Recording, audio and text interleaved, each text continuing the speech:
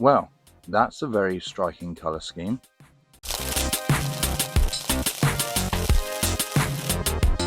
Welcome to Autobot Arcade.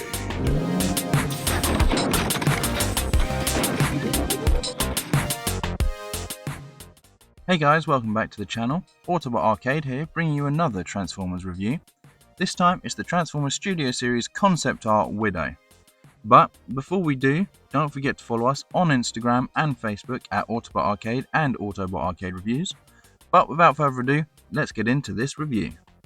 For the packaging, we get the nice open window box with the Transformers Studio Series logo down the bottom and some nice digital renders on the side which wrap around onto the first side of the box. On the back of the box we have Widow in both her vehicle mode and robot mode, displaying her weapons and how many steps it takes to transform her, and on the other side of the box we get another nice digital render of her. And here she is out of the packaging. But before we take a closer look at her, who is Concept Art Widow?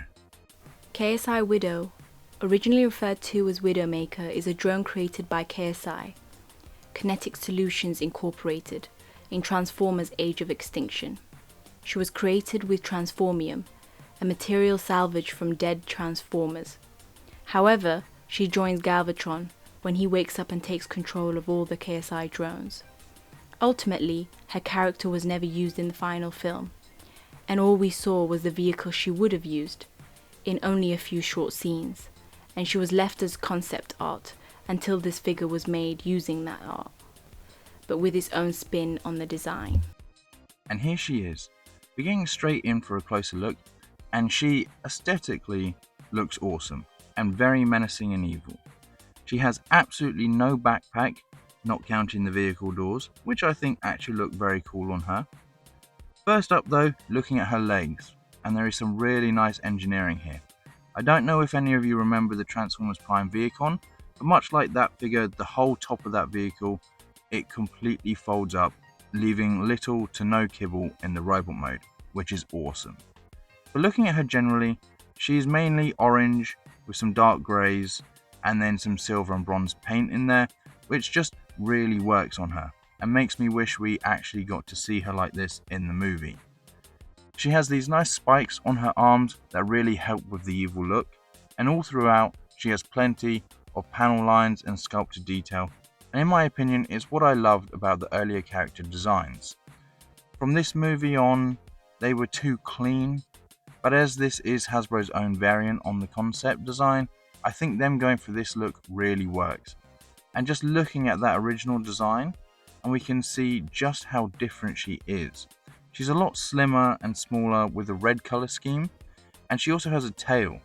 And although this does look pretty cool, I do prefer this design that we got, and trying to make that original design into a toy would have been near impossible. But this figure isn't without its flaws, and we'll get to some of those a bit later. But for now, I just want to talk about the tolerances, especially for the legs, because they are terrible.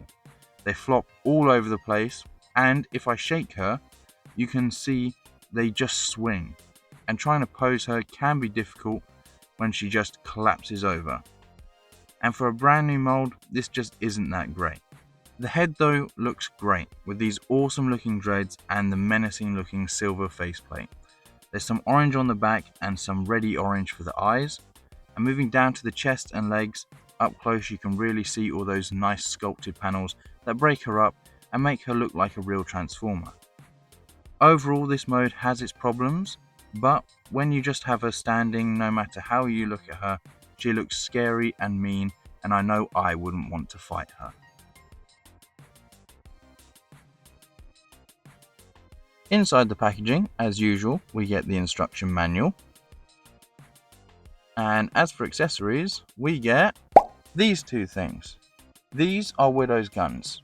They're both exactly the same, both just cast out of grey plastic, no paint on them whatsoever. But there is a lot of sculpted detail. On the underside there is two very small tabs for soft attaching it to the arm in robot mode, and on the top there is a big port for attaching it as storage in vehicle mode. There's a nice barrel piece up the front, and looking all the way front to back, there's a lot of nice sculpted detail, including a lot of nice panel lines and a rib section in the middle that looks like it's some energy core for powering it up. But both of them are exactly the same, and they seem to be able to attach to either side. But bringing in the figure, what you want to do is you want to take the arm, and these spiked bits is what is going to get covered by the gun.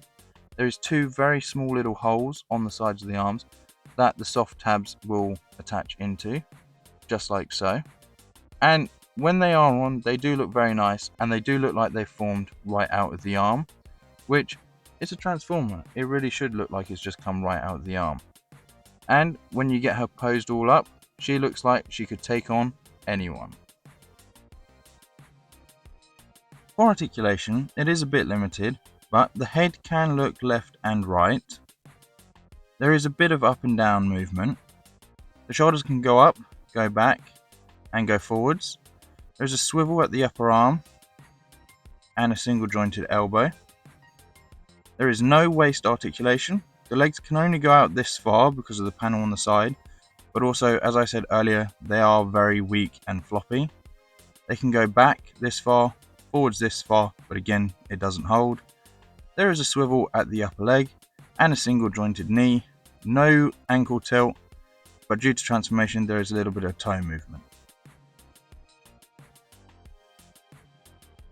For some robot mode size comparisons, here he is next to the Transformers Rise of the Beast Bumblebee, the Transformers Rise of the Beast Optimus Prime,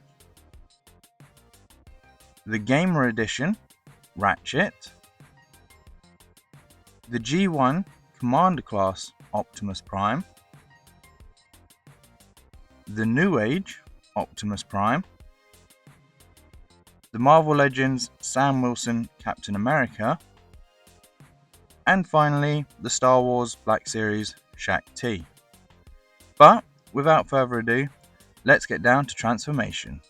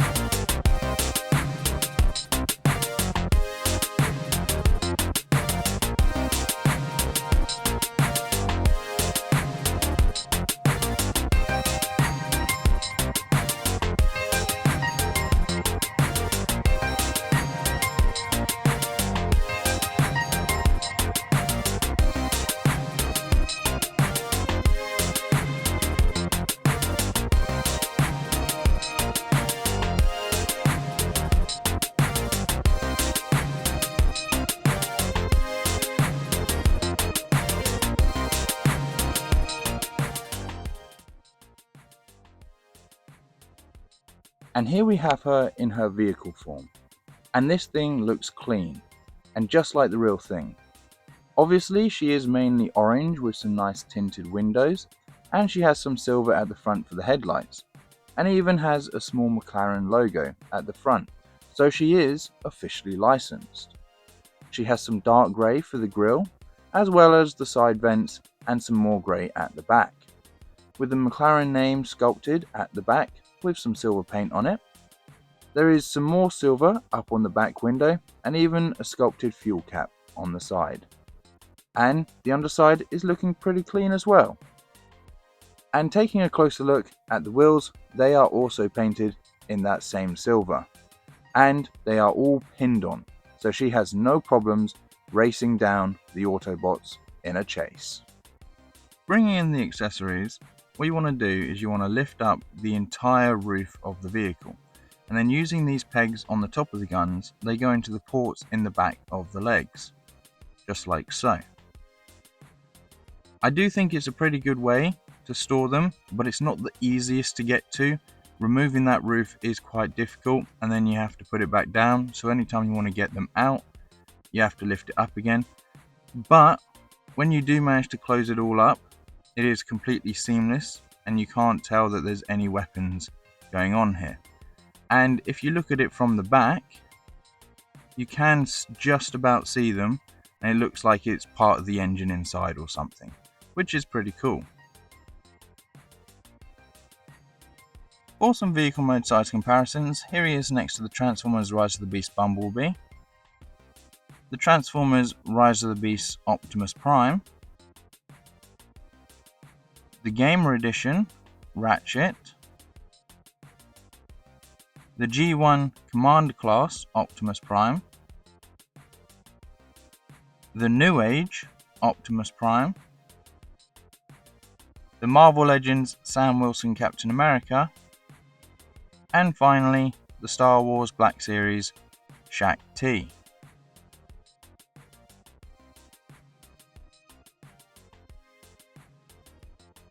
And that's a wrap on our review of the Transformers Studio Series Deluxe Class Widow. Again, aesthetically a very cool looking figure, but with some pretty serious issues, the tolerances being one and the range of articulation being another. A very cool interpretation of a concept design, and in my opinion a much better look for the character. But unless you are absolutely dying to have this character or absolutely love the Age of Extinction movie, I would wait until she goes on sale somewhere. But with all that said, before Galvatron really does wake her up, don't forget to hit that thumbs up, click the subscribe button if you want to see more Transformers reviews, and if you enjoyed the video, why not leave a comment down below and let me know what you think of her design. And until next time, transform and roll out.